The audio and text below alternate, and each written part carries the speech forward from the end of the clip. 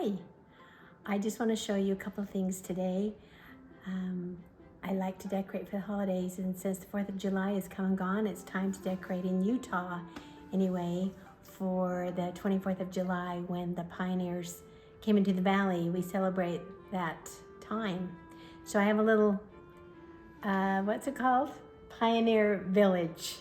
My sister gave me this. She found at, I don't know where she found it, but you can find these online. And I put the little Utah bust up here. And then I've just found some little things to add to it. Some little hand carts that I got online, and there's a little horse that makes a noise. The grandkids love that.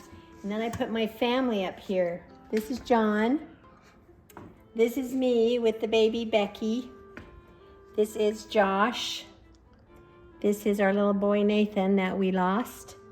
This is Melissa, and this is Emily over here pulling the hand cart.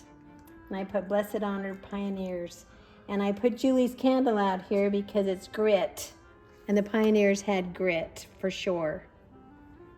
Then I have Julie over here because we had to have Indians. She was an Indian princess for Halloween one year. And my little quotes. I love quotes that are all over my house. Remember the pioneers, don't you quit. You keep walking, you keep trying. There is help and happiness ahead, from Jeffrey Holland. This is how I decorate the table. I just get some fake flowers, but I just wanted color. I use burlap a lot for pioneers. Some old what are they called? Spools. I almost said stools. It's spools. And some ants that I put out for summer for picnics on the table. All right. Hey, again, I try to put dishcloths up that mean something, and this is for, of course, the pioneers. Faith makes all things possible. And a little beehive candy jar. I don't know, these old-fashioned pictures. These are my night lights. I like night lights, of course, and this is an old-fashioned one that looks like a candle. I also like to put out pioneer books. They have great, this is the Utah Story. This is the place. I just look for books that have meaning to Utah. Here's I Walked to Zion. There's some great stories in here. Pioneer Girl. This is my favorite book, Betsy Buttons. I made this doll myself. We got the dolls, of course, and then we made the dress. It's all hand sewn, so I like to read them my Betsy Button book. And your granddaughters can make these really easy.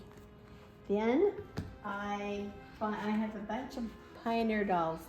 These came from my daughters when we took them to the Lion House when they turned 8. And they didn't want them anymore, so I just put them out and let the kids play with them. And if they break, they break. So these are some old dolls and my pioneer pillows. Whoops. My pioneer vases, again, burlap here. I have some old pillows here that I found. And then this is one of my favorites, is my blankets that a friend of mine made. And so I splurged one year and got a blanket for Pioneer, and I also have a blanket for the 2002 Olympics that she made. So I like to display those during Pioneer time. And here's a Pioneer doll I found. I went to Deseret Book years ago, and they were sold. I don't think anyone would really play with these because they're not the cutest of dolls. But I don't know how cute the pioneers were either. But this is Eliza, which is a special meaning for me. I'm related to some Eliza, but I can't remember her last name. And I put just little covered wagons that I find around the house. little, oh, I forgot to put it in here. These are little candlesticks that I put candles in. Again, more little, just some little pioneer fun things. These are burlap flowers that I put up.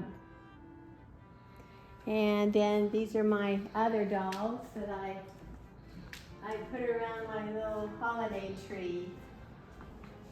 Down here, they're again dolls from the Lion House or wherever I found them, the girls from Christmas from year to year.